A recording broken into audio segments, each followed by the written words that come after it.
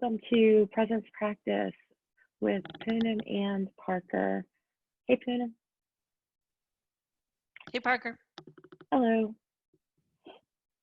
The title of this video is Seeking Satisfaction, parentheses, in relationship. Seeking satisfaction outside of ourselves, really, anything outside of our present moment and experience. But we're going to do this one on relationship because it's so seductive and it can really drag a person that's on the path way off the path. I have experience with this. So the drive to find a mate, and people enter different phases of their life where there's a natural biological drive and want to find a mate, and then you find your mate and you have a beautiful marriage ceremony and you're happy for a few years, and then you're not. You may have children or maybe add children to create more, happiness, or return it to the state of ecstatic euphoria when the stories about our mates were all tinged with endorphins and dopamine, serotonin. I don't know which one of those, but we know what I'm saying here. So seeking to find our completion in another human being. Could be a child, could be a spouse or a mate, partner, anything really outside of ourselves. But this drive, right? As long as Eckhart says that relationships are here to wake us up, and I think we all know that couple sentences where he talks about relationships, that they're here to wake us up, not really here to make us happy. I think that there is new partnership happening. It's not a partnership saying these two people have achieved perfection and so therefore deserve each other's perfect energy field. It's that these people are approaching this human being as in a different kind, different energy of love. It's not trying to play a role of a respectful partner or loving partner or doing the right thing. You're driven by guilt or fear or shame, right? You're not reactive in the relationship where we have told ourselves so many stories that we start to hate the person that we're living with in our little nest. My goodness. And so we drop that one and go get another one, right? And just hunt for it. I know a person who lost her beautiful, dear husband, and it's been years, many years now, and it's like he's become godlike with this. He's achieved this godlike status. All late night phone calls of frustrations are forgotten. There's no one quite like him, and there's still a relationship there, just with a ghost. So I know it's tasty, and it's so nice to think someone's going to come and they're going to have our back for a while, and that's great. And there's some beautiful relationships out there that have sustained for a long time without becoming toxic. But the question I would ask you to ask yourself is, what is my relationship with the present moment, with what I've come to know about who I really am? Who am I? No euphoria in a relationship can compare to that state of peacefulness when you're completely okay with your situation, with who you are, where you're at, all the challenges, all the beautiful things, that they're all accepted exactly as they are. And that this moment could not be other than how it is right now. and that this is enough. And I'm grateful that this is enough. Grateful for all of it, not the stories about it, the facts of it. And then and not my will, but thy will be done. None of us know what tomorrow is going to bring. So, you know, or we may want to just keep doing that, keep getting in relationships. Sometimes it can become addictive like any other substance. Move from one relationship to the next one, to the next one. Right, and then go see an analyst and examine what's wrong with us, or what's broken about us, or what we should be doing differently, or seeing where, and without stopping to consider that you might be whole right now.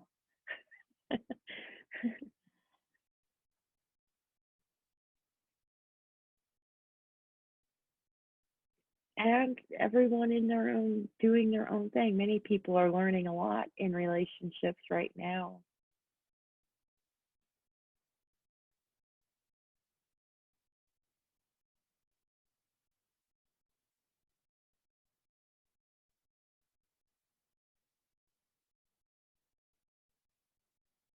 I see there could be identification with children too. In some cultures or some economics, it's more present than others. So it starts with if this child taller than his peers or her peers, or more robust, is this child smarter, right? And then this child needs to be well dressed so that they can project their image out in the world when I send them to the schoolhouse. And then this person needs to excel at something, music, gymnastics, academics of some part or another. They needed to display their specialness, right? And I knew someone who was the very top of his school, all his junior years in elementary, junior the high school in the US. He didn't study. He had this photographic memory, could memorize everything. And school was very simple for him. So he could have a good time. He's got that in the bucket. He's got it figured out. He's ahead of the game. And then he got accepted at a top university. And he said, that is the first real challenge that he experienced, and it was a big challenge for him because everyone was the top of their school in this university. He couldn't be special anymore, but it started him on the spiritual path too. Very beautiful.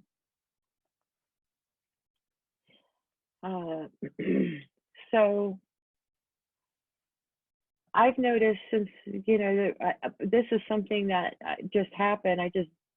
I'm not interested, for me, in being in a relationship. Desire dropped away all by itself. I don't know if that happens the same for everyone. I'm not going to say no to the next present moment. No one can say what, but there's nothing inside of me that's seeking that experience. And it hasn't been there for quite some time. So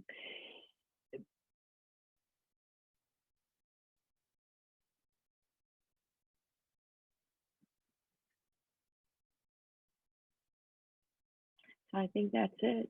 What do you think, Dana? As far as seeking is concerned, I have no response to that, but back to your experiencing the wholeness in the relationship. I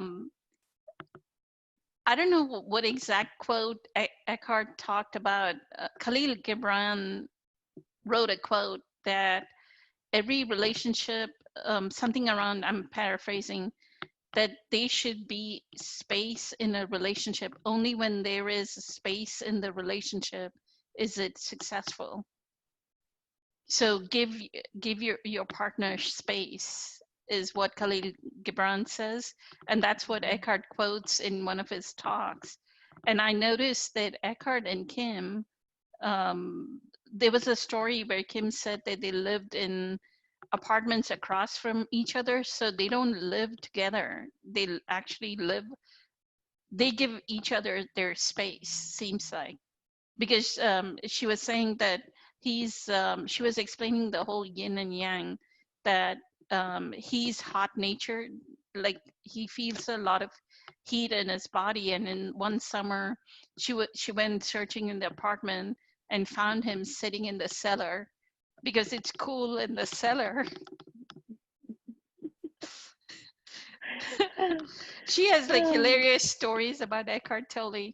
And the same thing Byron Katie says when Stephen Mitchell asks her to go to the movies. Sometimes she says, yes, it would be wonderful to go to the movies with you, honey, but not this time. So when we are in presence, the yes right now is yes to the universe. Her no is a yes to the universe. So are you seeking that satisfaction from the relationship to the extent that you will compromise your authenticity? Don't compromise your authenticity. Remain in your presence, and that other person will understand, will have the compassion that right now you don't want to go to the movies. It doesn't mean you don't like going to the movies. The story making mind will go, oh, she doesn't love me anymore. She has no love for me anymore. She doesn't even want to take the trouble to get up, get dressed, and go to the movies with me. That's the story making mind. But Oh, that's great.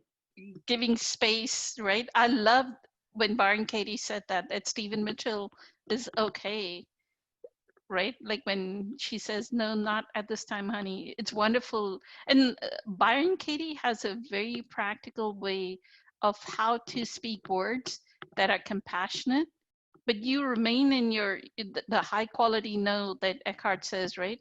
So you remain compassionate, but you're still expressing your love, your unconditional love for that person. And I have not seen anybody so in love as much as Eckhart and Kim and Byron Katie and Stephen Mitchell. Like he adores her. Stephen Mitchell just absolutely, there's like sparkly eyes of who Byron Katie is, right? I read an article in, I think, the LA Times where they were interviewing Stephen Mitchell, or it might have been a different, but it was an article, it was a long article where they met Stephen in his house in this room that had nothing but one big table and him sitting at the table, and there was a table by a door, two doors that lead out into nature, and on that table was a picture of Byron Katie and candles. It was like a little altar that was set up, and when they were interviewing him about his translation work, he mentioned her, like meeting her, and about her presence, about her very, like he saw her. And if you're out here in this world waking up, the best barometer for your to ask yourself when you're meeting someone is not going to be, is this person good looking, are they, the new barometer is, can they see the light in me and cherish that? That's a good barometer. When you say, Puna? I think so too. And Byron Katie is not like the unconditional love from Eckhart and Byron Katie is not saved just for their partner. They do that to any human being. Like I've seen a picture of Byron Katie holding a young man's hand, and I think it's a retreat picture where everybody's exiting the retreat space, and she's holding his hand, and you should see the luminosity coming out of her eyes looking at this young man. Yeah. Right, like the presence. Let's stop it here. Okay. Good. Thank you.